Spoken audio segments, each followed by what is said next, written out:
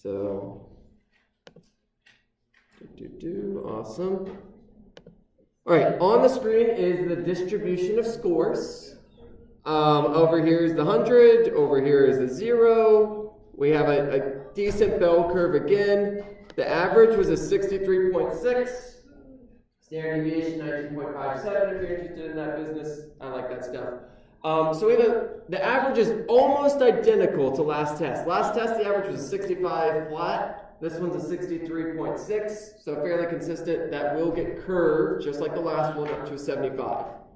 Yeah. Is that just multiple choice? Yes. Oh. Yeah. The free response is not graded yet, so this is just multiple choice. I'm optimistic that the free response will be significantly better this time. Times seem to be good. So that'll get curved up to a 75. That's kind of my curving structure. Pretty happy with it. So that'll bump everyone's grades up by 11.4 points. Remember, the thresholds of interest are when you do the math, if you got all the points, then 50% of the class is kind of like almost freebies. Clicker questions, the quizzes, the discussion questions, the physics I care about, all of those are pretty much, if you do them, you generally get most, if not all, the points. So if you get that full 50%, to get an A in the class, you have to have above an 80% on the test. So that 80 is the threshold on the test as far as like getting an A, so you can get everything else. 60 is the threshold for getting a B on tests. Again, assuming you have all those other ones. So when you're looking at these grades, that's kind of the way to indicate whether or not you're doing well or not. 40 then is the threshold for a C, assuming you did everything else and got the free points from that. So most people are already above a 40. That'll push it up a little bit. Results in most people being above that 60 threshold, which makes me happy. So there's that.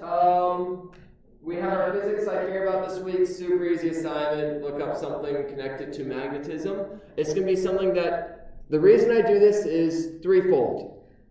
Give you a break from quizzes. We don't have enough content to cover on that. Give you something that can kind of pad your grade a little bit. And third is to give you something that lets you connect to the things you care about. This assignment, it can either be just a quick and easy, get it done. You want to spend at least 30 minutes on it. If you spend less than 30 minutes on it, you'll probably do a not great job and write a few sentences, they'll be mediocre. You spend more than 30 minutes or more, you're going to guarantee the full points. And hopefully you find out something interesting that you can then investigate more. There's a lot of uses of magnetism. We've mentioned a few in class: generators, MRI machines,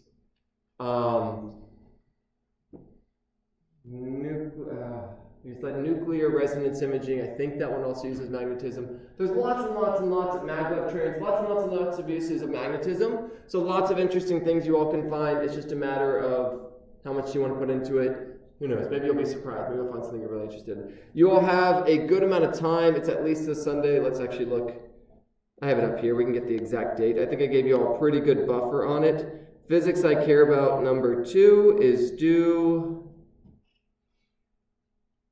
Monday, April 10th at 11:59. So lots of time. Don't wait till the last minute. Don't forget about it. It's easy points. Something I think I updated the thing on it. If you get it late, every day is kind of just like 10% off. That's how I'm doing it. Makes my life easy. Every day, 10% off. Easy peasy. All right. We have 2 more weeks of content left. 2 more weeks of content, 2 more quizzes, then the final. That's it. That's all that remains of our class. We have 2 more discussion sections. You all have this week and next week. And that's the last of the discussion sections as well. So 2 weeks is the name of the game. Our exam, our final, let's see if I have the syllabus open. No, don't. Is, here, you all can join with me as I navigate our structure. I believe the 27th, but I'll double check our syllabus because I have it for sure on there.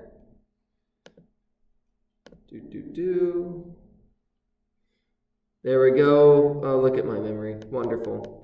Thursday the 27th is our exam. There it is. So here's our last 3 weeks that we are existing in right now. We're going to do electromagnetic waves today. We're going to do optics. No interference, just optics. And then we have a whole week to kind of prepare for the exam. So that's going to be nice. Remind ourselves of all the things we may have forgotten about. Exam 2, I expect that'll be fairly fresh in your brains. I'm hoping that doesn't trickle out of your brains in 3 weeks. So really what I'll be focusing on is exam 1. And I'll be focusing on the questions that we missed a lot of on exam 1 and exam 2. You can expect to see those problems. Those are the ones I'll like to ask, is the ones that a lot of people got wrong. We'll go over them, review them, because that shows the areas that we need to work on a bit. So we'll spend that whole week doing that. And my current plan for note cards is you can use both of your previous note cards plus one more. So I'm not going to give you 3 new note cards because that's a lot of note. I don't want to buy that many. I will give you 1 more note card, and then you can use your other 2, or the dimensions work out. And I'll send out an announcement with all these details. The dimensions work out that 2 of those note cards together is basically a sheet of paper. So basically you can either bring a full sheet of paper front and back plus a note card, or your 3 note cards. So much stuff. You're going to have so much that maybe it'll be too much. I don't know. Too much as in to search through. I don't really care how much stuff you have. So that's the plan currently. Basically 3 note cards or a full sheet of paper front and back plus a note card. 1.5 sheets of paper is what it comes out to either way. How many questions are going to be on the final exam? I am still toying around with that in my head. It will be somewhere between 30 and 40 multiple choice. You have twice as much time on this as we normally do. So the easy answer is just double the questions. I don't want you all to get mentally fatigued, and then I'm not testing your ability to know the content. I'm testing your resiliency. I don't want to test resiliency. So I'm wanting to ask enough, again, it's always that challenge. Ask enough questions that you have a chance to show everything you know, and if you make a mistake, it's not a big deal. But don't ask so few questions that's not a time concern that you don't get fatigued. So I'm looking for that sweet spot. It'll be somewhere between 30 and 40. I don't know, maybe I'll send out a poll and we'll see what you all think. I don't know.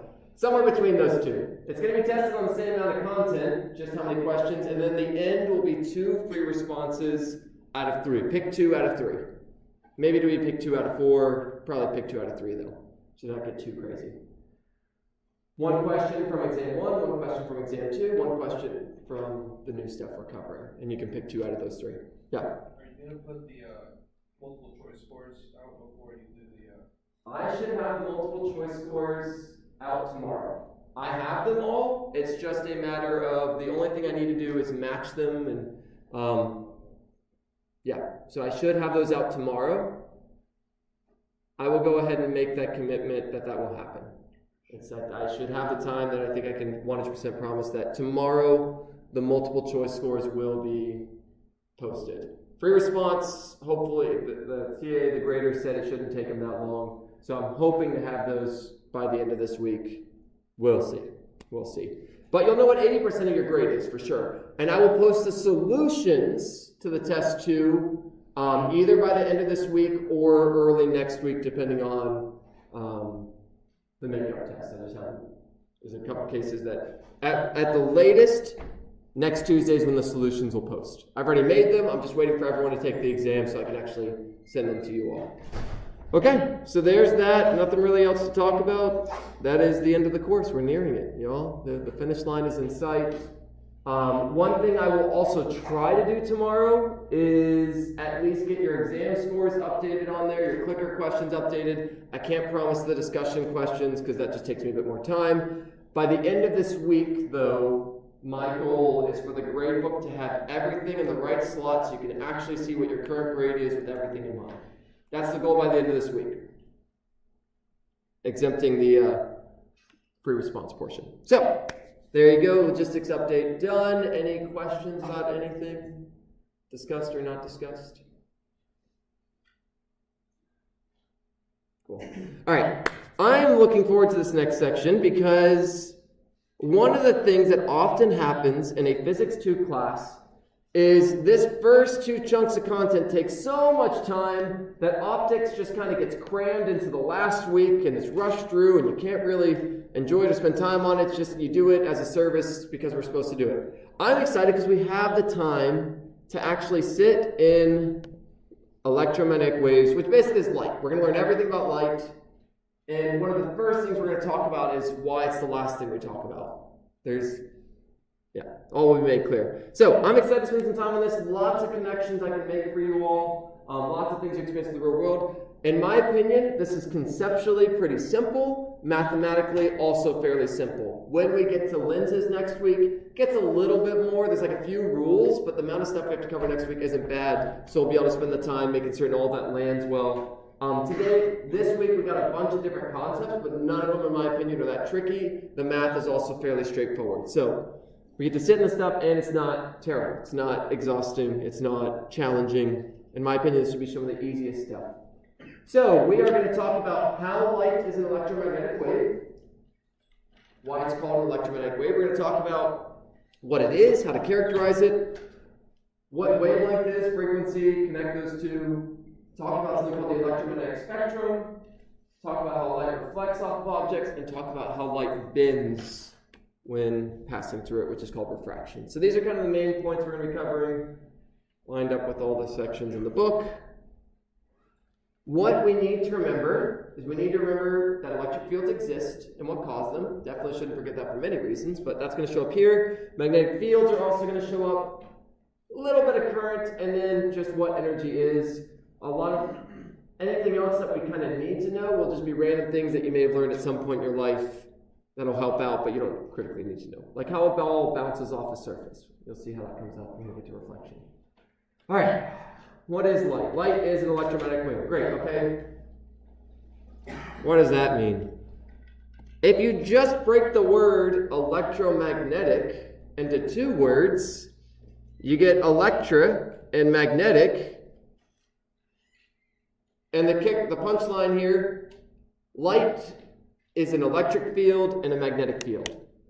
Electromagnetic, electric field, magnetic field, put them together. Light, you can see it in this picture pretty decently down here. Maybe it's a little hard to see because it's a small picture. You have an electric field that's going up and down and up and down. And then you have a magnetic field that's perpendicular to it going up and down and up and down. So this is why it's one of the last things we covered. Because the whole first test was electric fields, the whole second test was magnetic fields. Light is those together.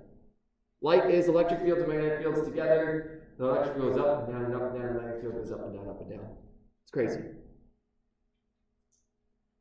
And the other important thing here to recognize is you hear the word light. Many people hear the word light and they think of light. What you can see, the visible part of the spectrum.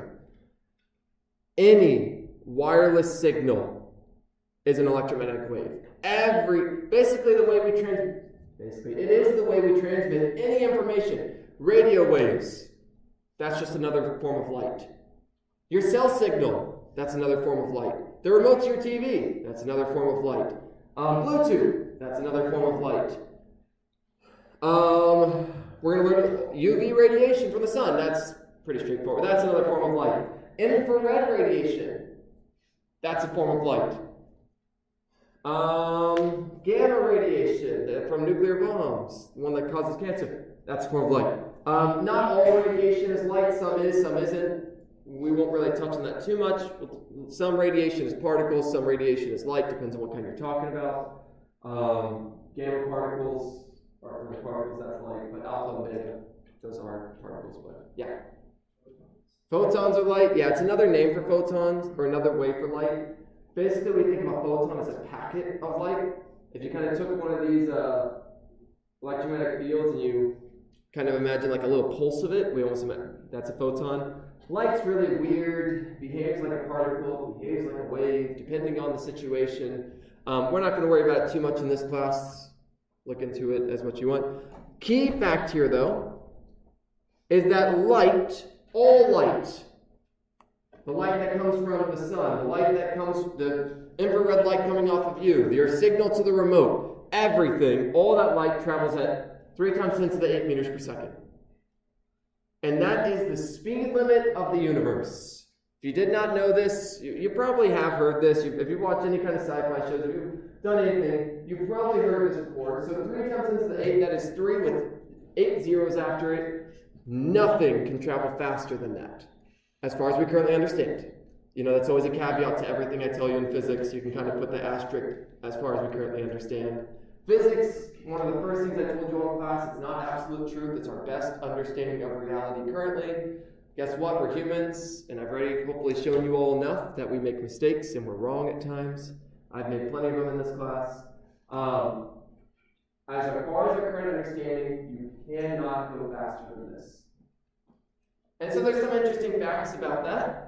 I'll have y'all do some calculations with that, I believe. I think that's one of the future slides. Not on much of it then. But what's really cool here is this equation comes from the electric field and magnetic field. You divide those two and you get the speed of light. The value of the electric field for the wave, the value of the magnetic field for the wave, divide the electric field by magnetic field, you get the speed of light. Just kind of an interesting little thing that emerges from that. You get a huge number, which means I'm dividing a big number by a small number. Electric fields are easier to make than magnetic fields. That's a little fun fact to keep somewhere in your head. But yeah, we'll be talking about this, exploring this, but that's a huge thing to kind of keep in mind. All light, doesn't matter what color, doesn't matter what source, doesn't matter any of that, it's all traveling that fast. That's why when you hit the button on your remote, your TV seems to turn on pretty quick. The only delay there is the processing of your TV and that signal. The time it takes for it to get there is nothing. When we get to space, it's a different story. Space is real big. All right, how do you make light? You may think that's obvious. A light bulb. Yeah, but what about your phone signal? Do you all see on the radio towers giant light bulbs emitting phone? Wait, no. You just see giant poles. You can't see any light coming off it. Our eyes can only pick up a very small amount of light, a very small frequency band. So how do we make most of these signals? How do we make radio waves? How do we make cell phone signals? How do we make Bluetooth signals? Current. Current is how we make these. We have a nice little picture here of, it's a pole where current goes up and down and up and down and up and down and up and down and up and down. And if we just look at this first part here, it's kind of hard to see, so I'll emphasize it a bit more. It's kind of hard to see, but we have some negative charges up here. And we have some positive charges down here. And if we remember from our beginning, one of the first things we learned, this is a good check for you all, and you can kind of see in the picture if you look carefully. Which way will the electric field point if I have positive charges on the bottom and negative charges at the top? This is a good kind of review question. Does the electric field point up or down? Is basically, and it's on the board, but see if you remember that. Which way does it point? If you said up, you did good. They point away from positives and towards negatives. Away from positives and towards negatives. So, my electric field starts off like that. Starts pointing up. But then, what happens is these charges, they move. And as they move, that electric field gets stronger and stronger based on where that current's located, where those charges are located. So it starts off really big, maybe in this way, but then they move and it gets a little smaller and it gets a little smaller, it gets a little smaller. And at some point they flip, and that electric field now starts going the other way and getting bigger and bigger and bigger. And you can see here, we make an oscillating field. We make a field that's getting bigger, it goes one way, then the other way, then one way, the other way. That is the definition of light, is an electric field that's going up and down and up and down. So we get our electric field. Well, how do we get a magnetic field? Well, we remember from our last test that if you have a current-carrying wire makes a magnetic field. Makes a magnetic field in a circle around it. And I can make that stronger or weaker depending on the value of the current. So you can see here I have a loop of current that's going this way. So it's making a magnetic field at this point that's going this way. And I can make that bigger and smaller by varying the current. And so as I vary that current, I can make the electric field point into the page, get weaker, and then at some point I flip the direction of current, and now it makes a magnetic field pointed out of the page. It gets bigger and smaller. And now I've made a magnetic field that points perpendicular to it. Long story short, if none of this is making sense, how do we make most of the waves that your phones pick up? How do we make Bluetooth signals? How do we make all these things? You run current up and down a pole. Radio poles are really, really big, because we need to make really big waves. Radio waves, we're going to learn, are really wide, really long. Radio towers are really big for that reason. So this is just kind of a good connection showing how do you actually make it. How do we make these things that aren't just from a light bulb? Your remotes at home do literally have a light bulb in them. Generally they do. They have a little light bulb in the front that emits I'm going to say infrared light. Some of your cameras can actually pick it up. Your eyeballs can't. But some of your cameras, Apple ones for whatever reason generally don't. Android ones generally do. I have no idea why. But fun thing you can do at home, turn on your remote. If you have the little light bulb looking thing, hit a button, point your camera at it. You may be able to see it flash a little bit. So yes, you can make light from light bulbs, even light that you can't see. But most of the light that we generate, most of the radio signals and all that kind of stuff, current, up, down, up, down, up, down. Good news? You don't need to know this. It's not going to show up on the test. There's no equations with this. But it is useful to know because everything we do nowadays involves wireless communication. And 99% of people have no idea how that works. They don't even know what wireless communication. What is a cell phone signal? It comes from a radio. It comes from a tower somewhere over there. Okay, but what is it? There you go. It's an electric field, magnetic field oscillating up and down. You know a little bit more. Now, if you tell someone that, they're going to be like, I don't know what that is. Who cares? Whatever. But it's fun. It's a little bit. You're one step farther towards understanding the details. All right. This is a fun little problem that accentuates that space is big. Go ahead. We'll just work through it together. I'll pause and give you time to think about it because it is a fairly simple problem to solve. And it connects to this one. If the sun suddenly turned off, we wouldn't know it until that light reached us, until the last bit of light that got sent from it reached us. We like to think of things as happening instantaneously. You hit a button and things turn on. You hit a switch, the light bulb turns on, it lights up the room instantaneously, with air quotes around that. But what, is it really instantaneous? And this is a really good problem to kind of show it's not. The question says, how long would it take you to know that the sun turned off? Which can't really happen, but, hypothetically. All right, and it says the sun is 1.5 times 10 to the 11 meters away. So we write down our givens. What's given here? Distance. We're going to put that as x. X is 1.5 times 10 to the 11. And I'm going to write out that number. I normally don't do this because it's a waste of space. But this is fun things to think about and helps you get a sense of how big space is. You are closer to the size of an atom than you are to the size of the universe by many, many orders of magnitude. Size-wise, your size compared to an atom is much closer. We're talking like, I don't know how many zeros, at least 6 or 9, or it's a lot of zeros, at least 1 billion times closer to the size of an atom than you are to the scale of the universe. So, I don't know if that makes you feel better or worse. 1, 2, 3, 4, 5, 6, 7, 8, 9, 10, 11. Put some commas there because that's a big number and hard to keep track of. All right, so that is hundreds, millions, 150 billion miles away. And to also help you recognize the value of a billion, because billion, we don't really... My experience personally is I can visualize 2,000. That's kind of my threshold.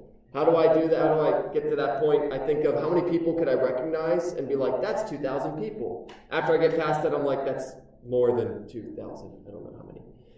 2,000 is kind of my threshold. Once you get past that, our brains can't really process it, so we have to come up with analogies. I don't know if analogy is the right word. If someone gave you $1 every single second of every single day, how many years would it take you to get to $1 billion? Come up with a guess in your head.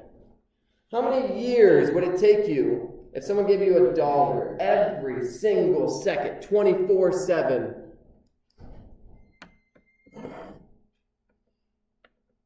Have any guesses? That's my high school is. That's more than that. It's not quite that big. That's a good guess, though. It's very big. Well, okay, depends on your age. It's likely I could die by that point.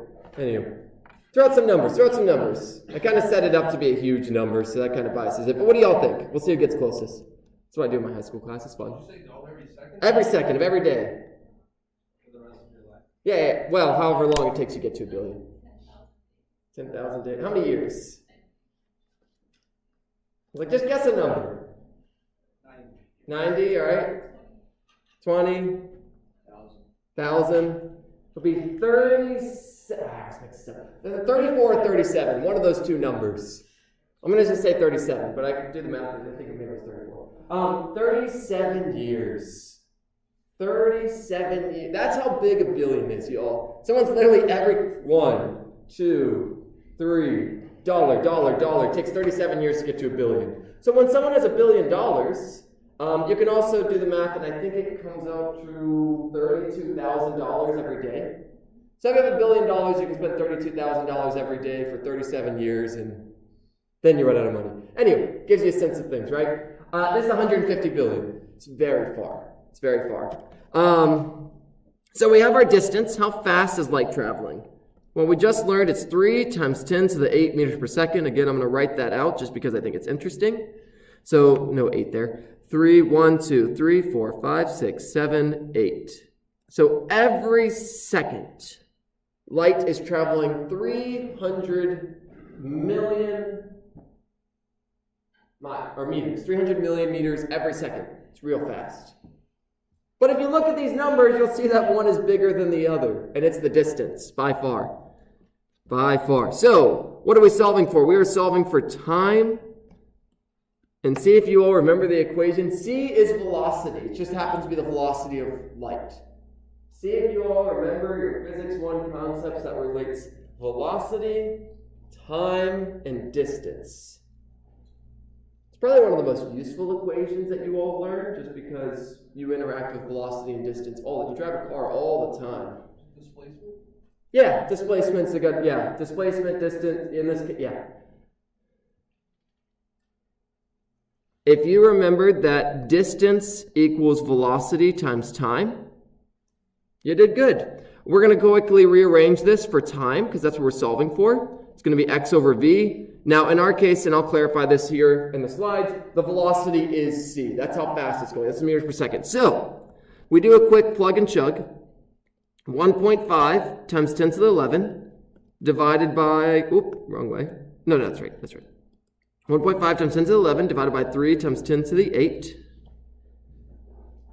And we get out a calculator because 1.5 divided by 3 is not too bad. That'll be half. And then we'll be left with to the third. But again, why try to do math in your head and make a mistake when we've invented calculators to make our life easier? 500 seconds. 500 seconds. And if we divide that by 60, we get a little easier to process here. If we divide that by 60, we come out to 8 minutes and 20 seconds. 8.8333333. 8.33, which is a third, which is whatever. 8 minutes and 20 seconds. Here's the punchline here. If the sun went out, you would not know for 8 minutes. It's not like when the sun goes out that you instantly know. How would you know? Well, you would stop seeing light.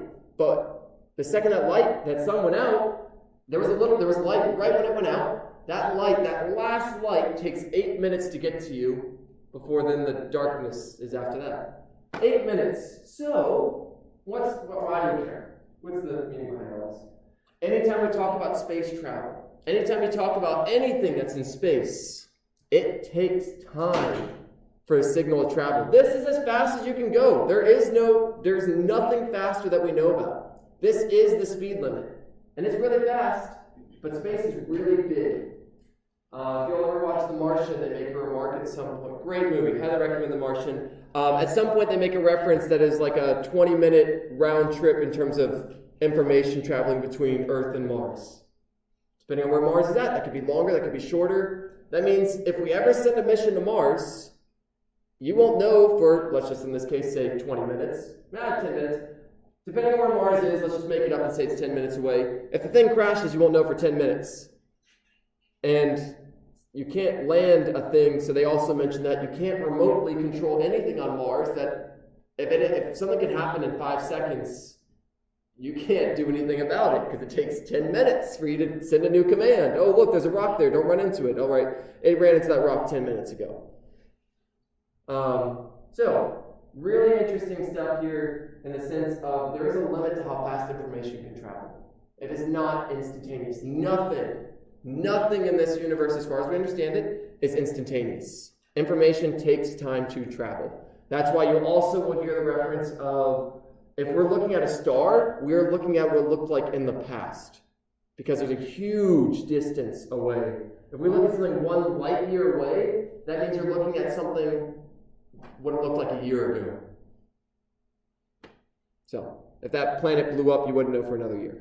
Anyway, fun things to think about. Light's fast, but space is bigger. All right, great. There's all that spiel.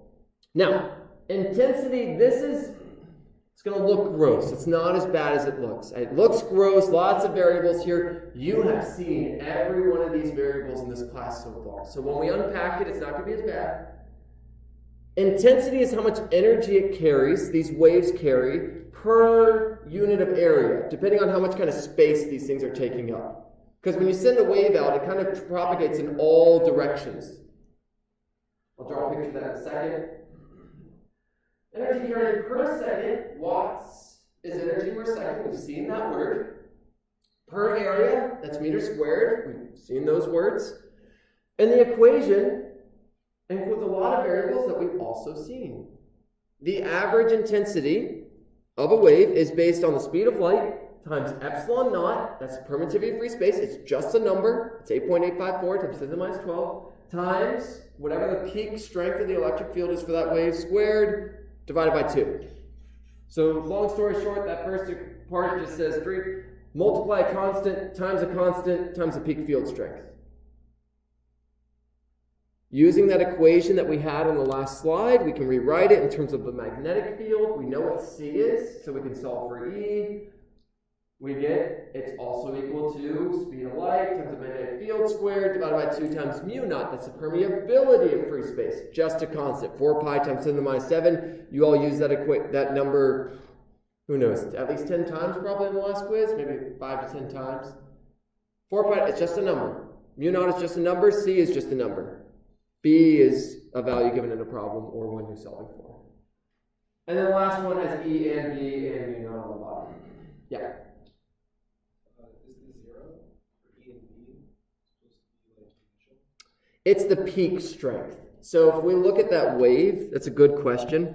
If we look at that electric field wave, remember it gets bigger and bigger and bigger, and then it kind of goes back down again. So all of these are E. E naught is the big one. E naught is the tallest that it gets. If you'll imagine this as a wave, E naught is the tallest point on that wave. The highest that electric field gets in that wave. Or B naught is the highest the magnetic field gets in that wave. The peak strength, the strongest it gets, because remember that field goes up and down. So E naught is either the highest point, or if we extend this wave, the lowest point. Doesn't matter, it just matters how big. The direction of the arrow doesn't matter, it matters how big the arrow is. This is a scalar quantity. So the average energy carried per second per unit of area is these equations. 3 times 10 to the 8 times the permittivity of free space, 8.854 to the minus 12, times whatever the peak electric field strength is, squared divided by 2. These problems, the equations look gross, but it is simply a case of what's given, what's missing, find the missing thing, move on with your life. Like, use the equation, move on with your life. So, looks gross because it's got so many variables, but every variable in it's basically a constant except for I and E or B.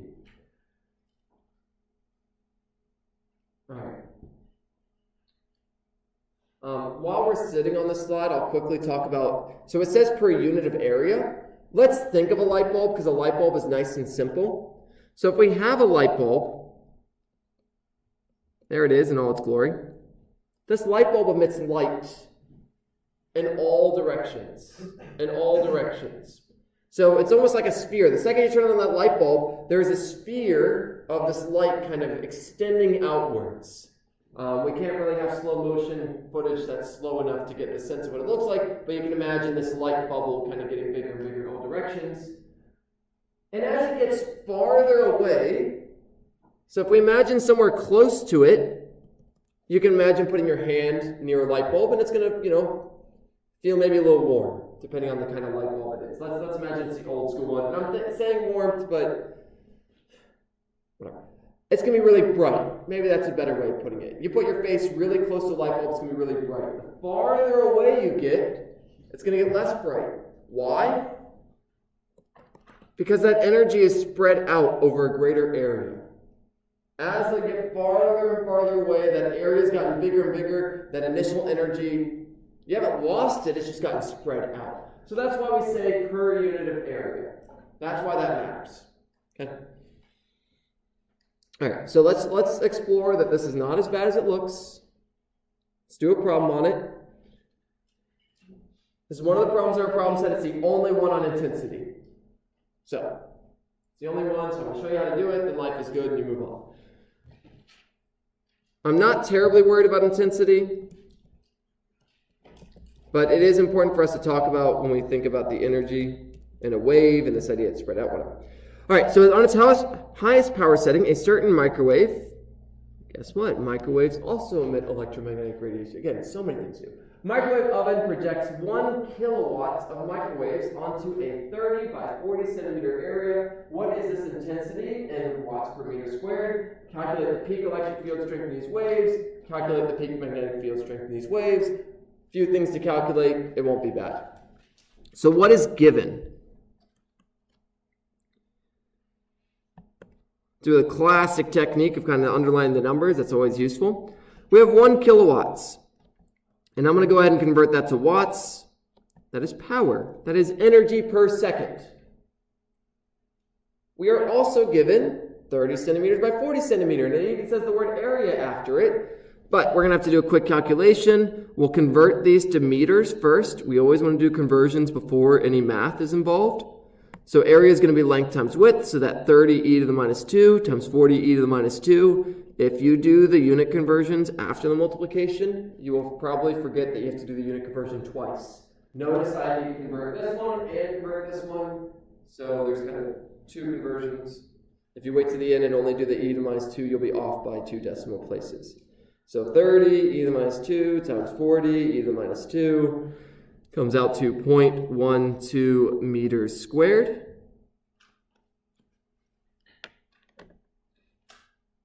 And we're solving for several things here. We are solving for the intensity. The average intensity equals question mark. We are solving for the electric field, the peak electric field strength, that's E naught. And we're solving for B naught. Okay? Now, the first equation we're going to use, actually I haven't necessarily given it to you, but the second I show you how we're going to calculate this, you're going to be like, oh, that makes sense. What were the units for intensity? Watts divided by meters squared. Well, got watts, got meters squared. You just divide those two to get intensity. The units for intensity are literally the energy per second over the area. So intensity, while it wasn't on the other slide, that's kind of why I also wanted to show you this problem, it's the power over the area. It's not on the slide last there, but you can logically see why. The units of intensity are watts per meter squared. I've got watts, I get meters squared, divide those two. Ta-da, you get it. It's the energy spread over that surface. It's the power spread over that surface. So that'll be pretty straightforward. We'll get that, no problem. Divide those two numbers. And then, do I have these equations memorized? No. So, when we get to the next one about what equations are we going to use, I'm going to keep flipping back and forth. We know that the average, we're going to get average intensity. Great, we're going to have that number. We need to solve for E naught. So, I jump back to my last slide and I go, oh, look, an equation with average intensity and E naught, and a bunch of constants that I know. Again, identify the givens, identify what you're missing, find an equation that has all of it together. That's how you can pretty much solve a lot of physics problems. So again, jump back and forth to make certain I get my right squareds. We have C epsilon naught E naught squared divided by 2. C epsilon naught E naught squared divided by 2. Wonderful. I need to solve for E, so let's just quickly rearrange this. E naught, we're going to multiply that 2 to the other side. We're going to divide by C and epsilon naught. We're just kicking everything to the other side, trying to get E naught by itself. And E naught is squared, so you just square root that whole thing. Just did a whole bunch of algebra steps in one go. I'll let you look back at this later and be like, how the heck did you go from there to there? Just go through the algebra steps on your own. But I kicked the 2, multiply the 2 over, divided by C, divided by epsilon naught. E naught was squared, so I square rooted to get rid of it. That's the equation we're going to use to get E naught, just by doing some simple algebra thing. And now that I set that up and we get to step 4, it's just easy plug and chug. Well, all right, great. That gets us E naught. Wonderful. Life is good. One more thing we need to get. We need to get B naught. Well, we have an equation with just B naught in it. There it is. C B naught squared over 2 mu naught. So C B naught squared over 2 mu naught. Same thing. With the wave of our hand, we'll do some algebra. And B naught is going to come out 2. We kick the 2 and the mu naught over. We multiply those up to the top. On the other side, we divide by C and we square root that whole thing. And I'm going to rewrite this. This is going to get moved to another slide. I'll have more space to kind of spread things out. But that's our equation for B naught. Step 4 is just going to be chucking some numbers in there and solving. It's the easiest step once you've done. If you've done steps 1, 2, and 3 correctly, step 4 is just getting some good quality time with your calculator. So let's take all this, plop it over to the next slide,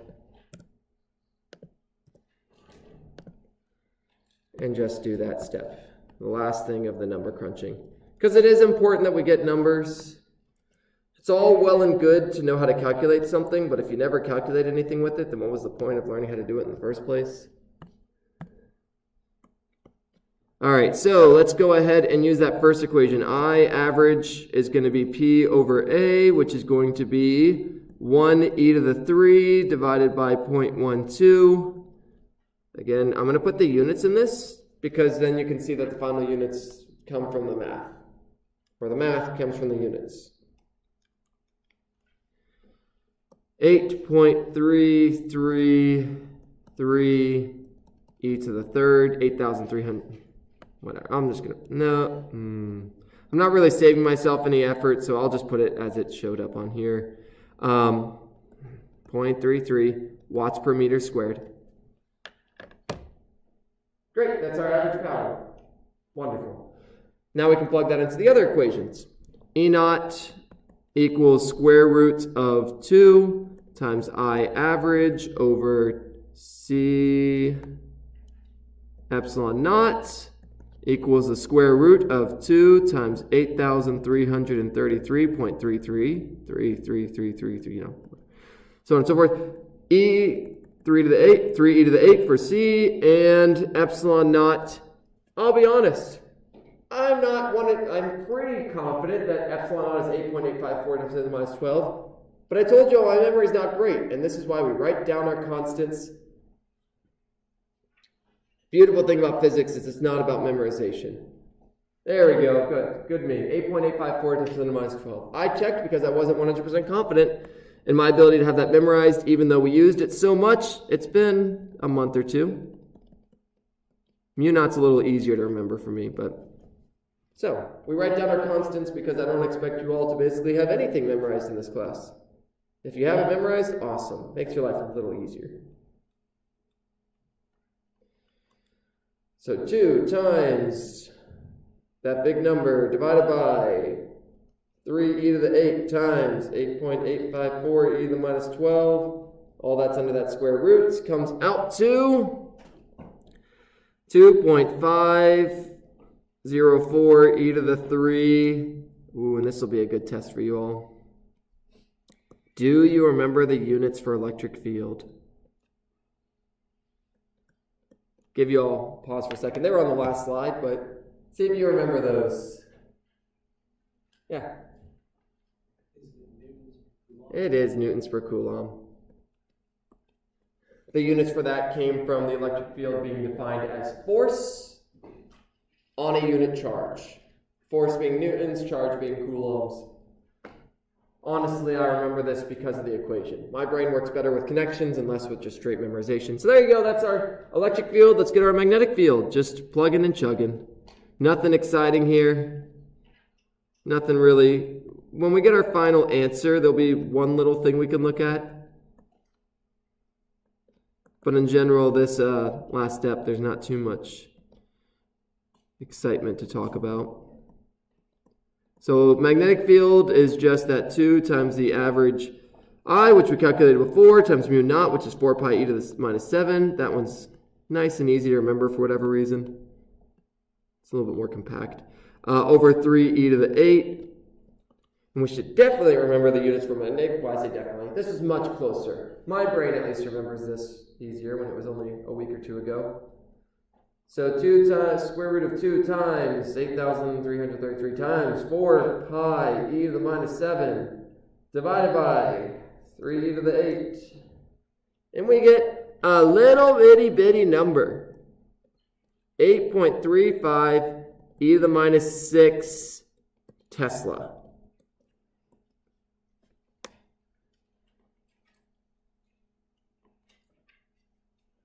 Good on us. There's one last check we can do to make sure we got the right answer. So here we have our 2 answers. The electric field's semi-big number, 2,000 and blah. The magnetic field is a very small number, times 10 to the minus 6. You can actually check your work at this point by remembering there's a beautiful relationship between these 2 numbers for light. C equals E naught. C equals E over B. If you take E and you divide it by B, rounding's going to not make it perfect. But if you take that E and you divide it by B, you should get 3e to the 8, roughly. You'll probably, my case, I got 2.9979. So again, rounding ruins it a little bit. But you get the speed of light back, so you can check your work. Ooh, exciting, right? All right, so the main punchline here is average intensity is the power over area. If you have power, you have area. You can divide those 2. And that the electric field in light is much bigger than a magnetic field. It is much easier to make a strong electric field than it is to make a strong magnetic field. The record for, I'd have to look it up. I think the record for prolonged magnetic field isn't over 100 Tesla. I think it's less than 100 Tesla. Whereas we can easily make an electric field that's thousands of newtons per coulomb, no problem. All right, so there we go, done. Intensity, good. Onwards and upwards. So again, a lot of just kind of random I say random, kind of concepts like this, but the equations are fairly simple. All right, on to the characterizing light. So we're kind of almost done with the electric and magnetic field portion of it. We introduced it, we talked that electric light is made of those 2 things. Now, for the most part, it's going to pop up again, I think. Actually, I don't even know if it is. I don't think it's going to. If it does, then my memory sucks, and that's no surprise. We're basically moving on from that. We're not even worrying about the electric field and magnetic fields anymore. We kind of just, okay, great, it's made of them. Great, that's in your mind somewhere. Now we're going to characterize light, and every time we think of light, we're going to think of this pattern, this transverse wave. Think of like rolling ocean waves. This is called a transverse wave. It's it's the way we draw it. It goes up and down, just like the electric field goes up and down. And there's a few characteristics that we need to be somewhat comfortable with. We need to at least know what part of the wave is. Wavelength is not from one end of the wave all the way to the other end of the wave. Why? Why isn't it that? When we measure length, we generally measure from start to end. Where's the start? Where's the end? If you have the sun, the start is the sun and the end is the earth. So if you're characterizing a wave by its wavelength, are you characterizing the distance from the sun to the earth, or the sun to the moon, or the sun to the Mars, or wherever the light hits? So we don't characterize light by how long the wave is, because that light will travel forever. From whenever that star was first born to however far that light's traveled. So what we instead do is we characterize it by 2 identical spots on the wave. Pick those spots. It doesn't matter what spots you pick. In my picture, I have the top of the wave. So the next closest top of the wave is there. Ta-da, that's wavelength. If I instead pick the bottom of the wave, the next closest bottom of the wave is here. And notice that this distance is the exact same distance as that distance. Or I could have picked here where it's in the middle going up, and it's the middle going up, and oh, look at that, it's still the same distance. These waves repeat themselves. So when we talk about wavelength, it is the distance between, I define here as the peaks, because that's just easier, but it's really the distance between two identical spots. Top and top, bottom and bottom, going up and going up. Wavelength is the distance between repeating parts. Units of m, the variable here is lambda. Here's how we draw it. Once you do it a few times, you'll get the hang of it. This is lowercase Greek lambda. I forget what it is, uppercase. Feel free to Google that if you want to learn a bit more about the Greek alphabet. So lambda, that's the wavelength. That's the variable we use for it. Don't know why. Again, there's a reason. We can Google that later. Frequency. Imagine this wave is passing you by, and you count how many times a peak passes you every second. That's frequency. Frequency of anything is how often it happens. So when we talk about waves, it's how many times that wave passes you. What does it mean by the wave passing you? One wavelength passes you. The frequency is how many waves pass you per second. So you can imagine counting these peaks. If I see 5 peaks in 1 second, 5 hertz. The unit is hertz. It's 1 over seconds. The car company is named after this for whatever reason, who knows. And the unit is F for frequency. That one's nice. That one's nice and convenient. So F is frequency. Wavelength is the distance between them. Period is the time it takes for one wave to pass. You're not going to need to worry about that, but that's written up there. Period is the time it takes for one wave to pass you. Amplitude is how tall a wave is. I'm not going to test you on that as well, but it is something interesting. It's how tall from the middle point, not from the high point to the low point, but from the middle to the top or middle to the bottom. All right, but what I need you all to know is wavelength is the distance from top to top. Frequency is how many you see per second. These are inversely proportional, meaning as wavelength goes up, frequency goes down. And it's really easy for me to show you that. I'll show that in just a second. And the equation is real nice. The speed of light equals the frequency of the wave times the wavelength of that wave. Or vice versa. The speed of light equals the wavelength times frequency. Super easy equation, super nice. Key thing to note here is C is a constant. C is the speed of light. We've just said doesn't matter what light you have. Assuming light's in vacuum.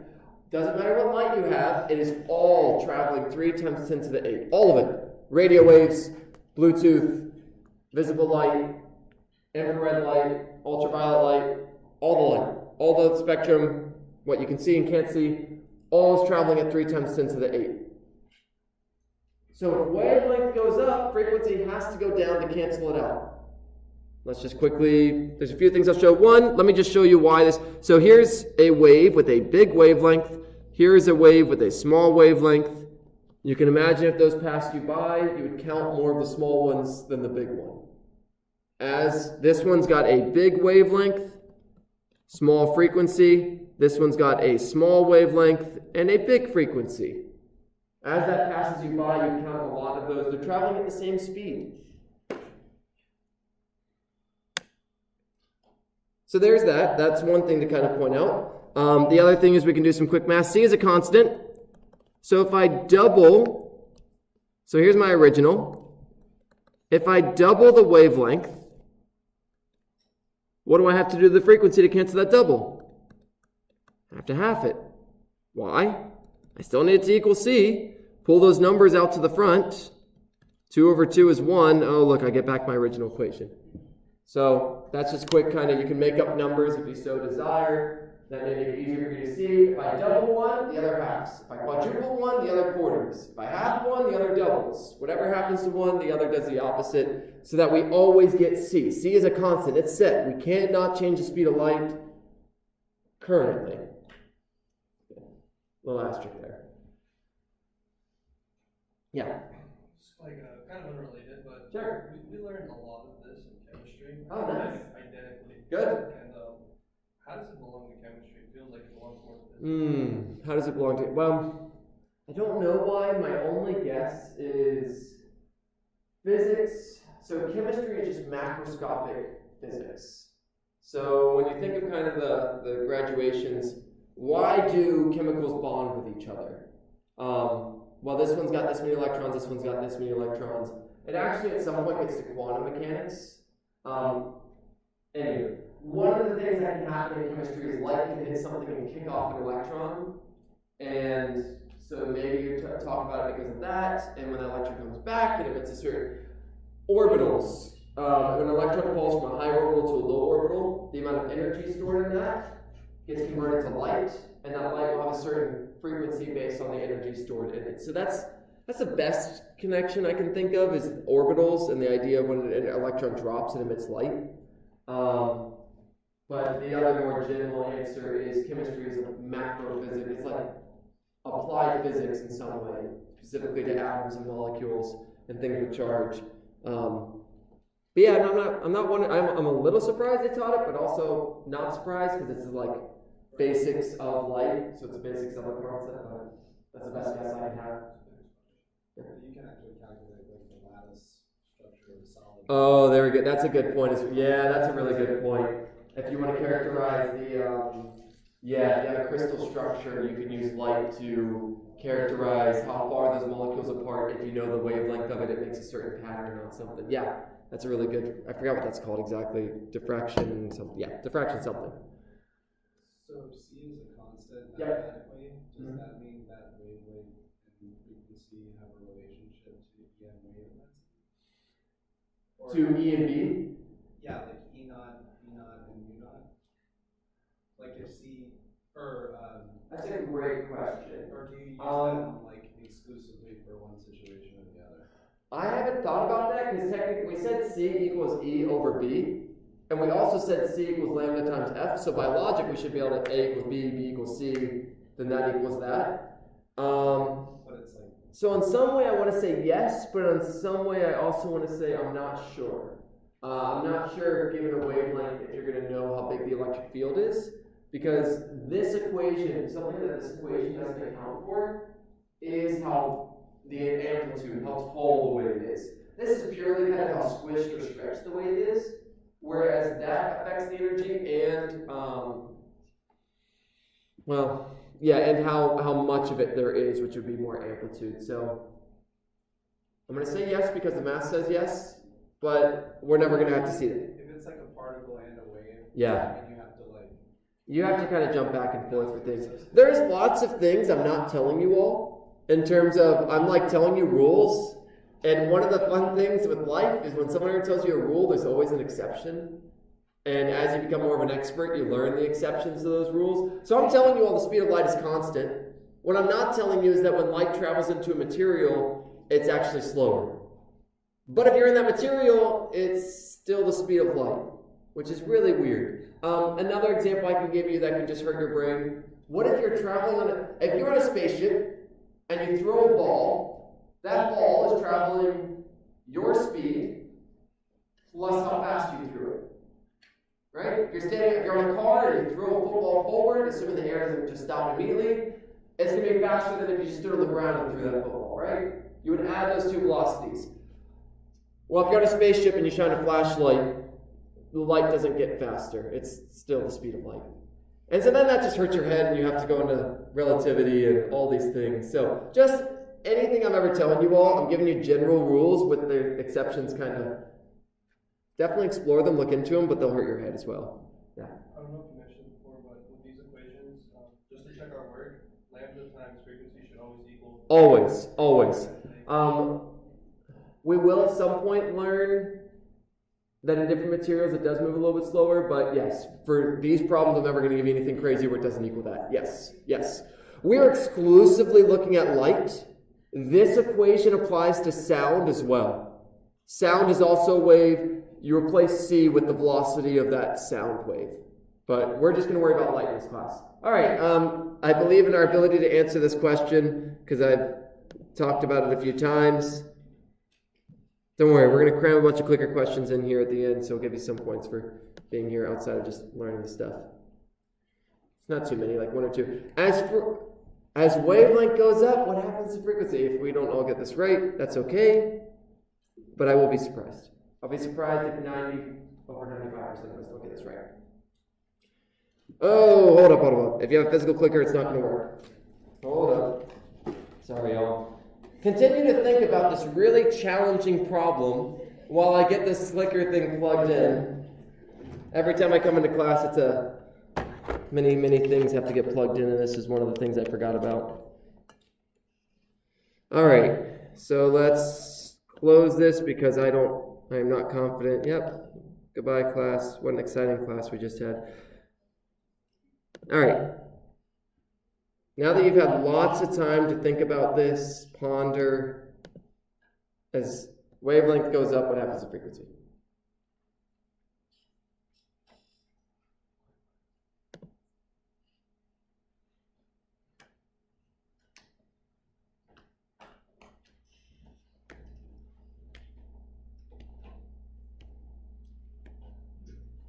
Now, and again, I actually like teaching Physics 2 more than Physics 1 because as you learn more about Physics 2, you really start to see that the stuff we cover in Physics 2, in my opinion, is far more, I don't know if you can say Physics 1 or Physics 2 is more prevalent, but Physics 2 is one of those, it is everywhere around you and just no one realizes it. No one knows about electric fields, no one knows about magnetic fields, no one knows that light's those combinations of the two. Very few people know that cell phone signals are just a form of light. No one knows that those are made of electric fields because they don't even know what electric fields are. So no one knows how radio, I say no one. Very few people know how radio waves are made, that it's current literally just going up and down. You all know enough to understand the basics of a lot of electrical equipment currently. I haven't taught you everything clearly. I haven't taught you about transistors. That's a fun one to kind of explore. But you will actually be able to learn more. You'll be able to, now that you have the basics, expand. All right, I think that's everyone. I'll give a 5-second countdown as I always do. 5, 4, 3, 2, 1. I haven't looked at the responses. I'm hoping to be not surprised. Oh, look at that. Good. See, over 95%. Yay, yes. As wavelength goes up, frequency goes down. All right. What is the purpose? Okay, this is good. This is going to take you a little bit more thought. I'm giving you two wavelengths. I have violet light, which has 400 nanometer wavelength, and I have red light, which has 650 nanometer wavelength. So I'm telling you those are wavelength. What is the ratio of their frequencies, which is in hertz? So I gave you wavelength.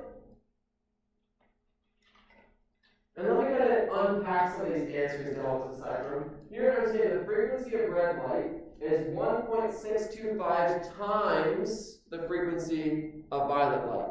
1.625 times bigger.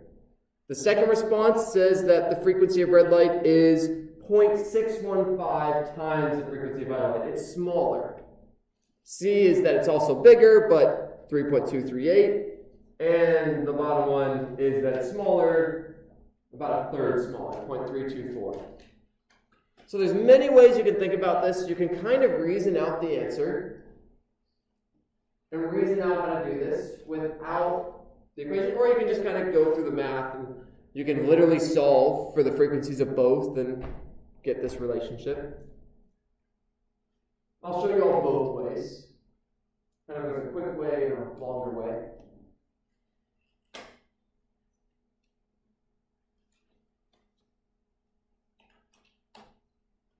But I'll give you all a decent chunk of time to kind of think through this and apply this equation.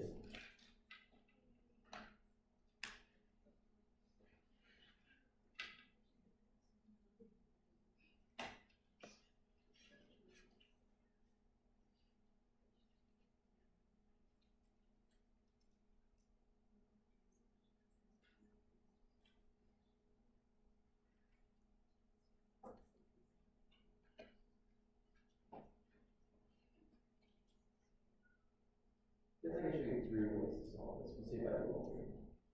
It's been a slog.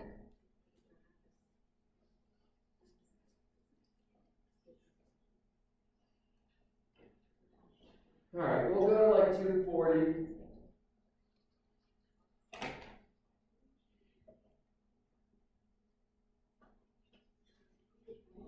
All right, in 5, 4, 3, 2, 1. All right, so let's explore a few ways of solving this. First, we're going to go with the just conceptual understanding way.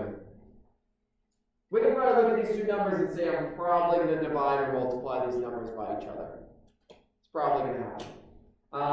And if you think a little more, it's probably going to be division, because we know that as one goes up, one goes down. There's probably going to be some ratio here. Let's just think it's probably division. And then we remember our rule. As wavelength goes up, frequency goes down. So we look at these answers and we say, oh, red light's got a bigger wavelength. That must mean it has a smaller frequency. Violet light's got a smaller wavelength. That must mean it has a bigger frequency. So already looking at our answers, we can already rule out two of them. Without doing any math, we can rule out two of them because we recognize red light needs a smaller frequency than violet light. The bigger the wavelength, the smaller the frequency. As wavelength goes up, frequency goes down. So, frequency of red light, let's just put the two inequalities here. The wavelength of red light is bigger than the wavelength of violet. Therefore, the frequency of red light is going to be smaller than the frequency of violet. Just some good conceptual kind of ideas here. So we can already rule out, if we're multiplying by a number bigger than 1, it makes it bigger. So we can rule out these two. Frequency needs to be smaller, so it's going to be one of those two. And then we maybe think, okay, I'm going to divide these numbers. How do I divide them? Oh, if I divide 400 by 650, you're going to get B. There you go. So, there's the punchline. The answer is going to be B. That's one way. That's just conceptually thinking about the answer. We recognize probably going to be division. Which way do I divide? 650 by 400 or 400 by 650? I think through that. All right. You don't need to have all those conceptual connections, though. If you're able to make those, awesome. Great. If not, that's okay, because we also have our equations. And that's what equations are there for. C equals F times lambda. Okay? Both of them equal C. So let's C equals frequency of red times lambda of red. C equals frequency of violet times wavelength of violet. If A equals B, and A equals C, B equals C. If they both equal C, then they equal each other. If they both equal the same number, then they equal each other. So we can say that these two things are equivalent. This is the mathematical way of kind of going about this. And then at this point, just get FR equals. FR equals frequency of violet. Just pull that off to the side. We're going to get lambda of violet. That's a V, not a lambda. Lambda of violet divided by lambda of R. And then it's just plug and chug. 400 divided by 650. Times the frequency of violet, which comes out to the answer as shown. So, A equals B, B equals C. They both equal C. So they equal each other. A electromagnetic wave, we'll specify. It's the only waves we're going to be talking about, but I'll specify. All right, electromagnetic wave has a wavelength of 30 meters. If its wavelength changes to 50 meters, what is its new speed? Is its new speed 2 times the speed of light? 4 times the speed of light? Speed of light 30 divided by 50 times the speed of light? Let's put a whole bunch of you can only pick 4 answers. Is it that? Is it that? 50 divided by 30? Ooh, which one goes on top? Questions. Or is it C?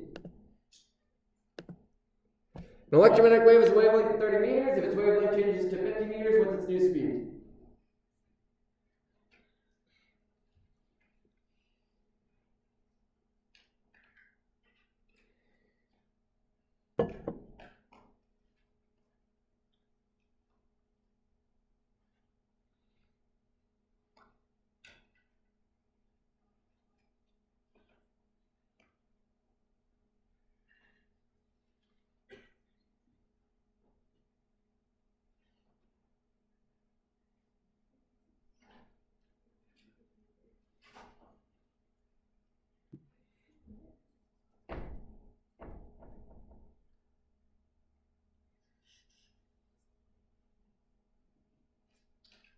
Oh, and I had bad English here.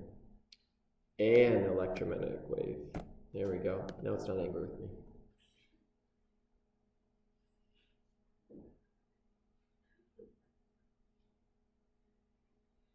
All right, we'll go till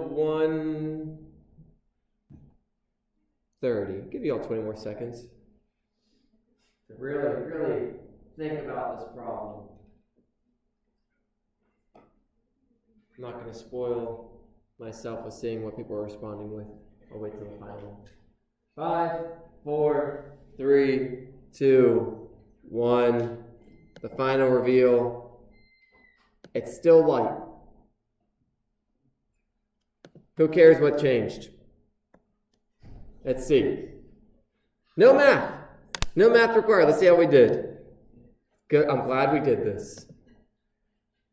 It doesn't matter what happens to wavelength. It doesn't matter what happens to frequency. Light is light. All light, regardless of wavelength, regardless of frequency, it's all traveling that fast. 3 times 10 to the 8. You have 2 waves and you set them loose. You shine an ultraviolet flashlight, an infrared source. Light's traveling both at 3 times 10 to the 8. Exact same. What does change? The frequency changes. So what? Who cares if frequency changes? I'm going to skip this problem and I'll come back to it later. This one here. I'll do this one at the beginning of next class. At the end of next class. Why do we care? Frequency is actually one of the main indicators of a light's energy. You can also have a source that's more powerful. Yes, that's true, in which case we have more photons and blah, blah, blah. But if you have a single photon, 2 photons, the one with the higher frequency has more energy. And it's a very simple equation. The energy of a wave of light, is h, which is Planck's constant. It's a very small number. Very small number. 6.63 times 10 to the minus 34 times its frequency. Now, yes, you can plug in F as C over lambda. You can make that conversion. But frequency is what determines a light's energy. How squished it is. The more squished it is, the more energy it has.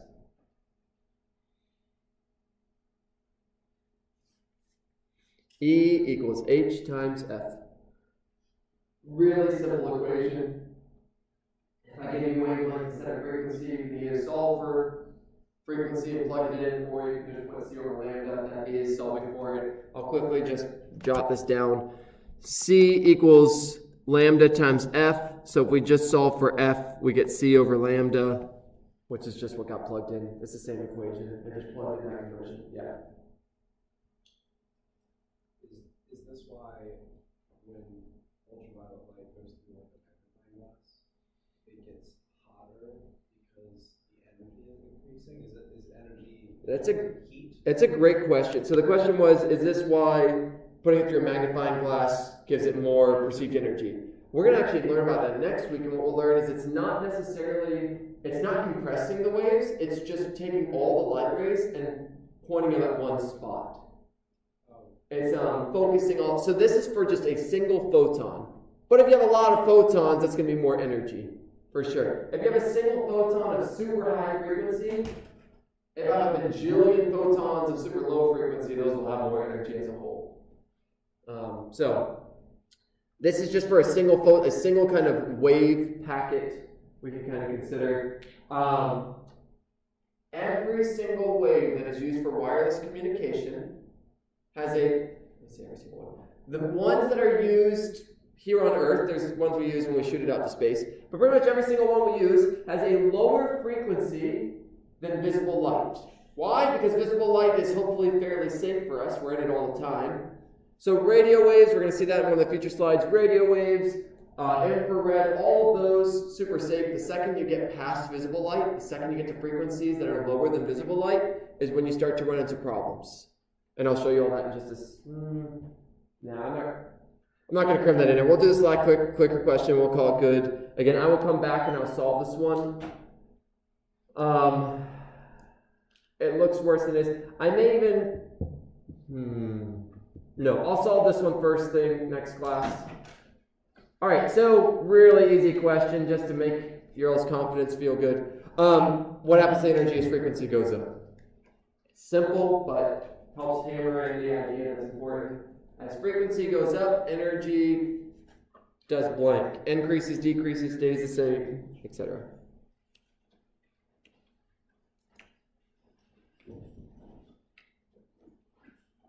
So, I'll give you an answer to this in a few minutes. So, what we have left over, what we've talked about today, the main points from today is that light is an electric field and a magnetic field that are perpendicular to each other. We found the relationship between the speed of light and those two qualities, the electric field and magnetic field. We talked about the energy stored in the wave. We talked about it in two ways. We talked about it in terms of the electric field and magnetic field, and we talked about it in terms of the frequency. And then we just discussed kind of the nature of light. All light is traveling the same speed regardless of it. We talked about frequency and wavelength and what they were, drew a picture of that, and that's kind of the main takeaways. Next class, we're going to talk about the electromagnetic spectrum. We're going to talk about reflection, what it is. It's super easy. If you know how a ball bounces, then you're going to know how light reflects. And we're going to talk about refraction, which will be a little bit more nuanced conceptually, a little harder to kind of understand. Not terrible. You don't need to exactly know the details. And then we'll go through the math on refraction, which all of us will be capable of doing after enough practice. So, that's that. I'll finish this up in 5, 4, 3, 2, 1. Bam. Hopefully we all did awesome. Not as good as the last time. As frequency goes up, wavelength. E equals h times frequency. This is a constant. So as frequency goes up, energy goes up. And this means the wave is getting squished. Higher frequency, smaller wavelength. Yep, so I'll start making the main point slide up here. That'll be posted with it. So main points, everything I just said will be typed here. Light is an electromagnetic field, but that's basically it. If you want to copy this down, feel free to stick around. Electric field and magnetic field. Intensity of light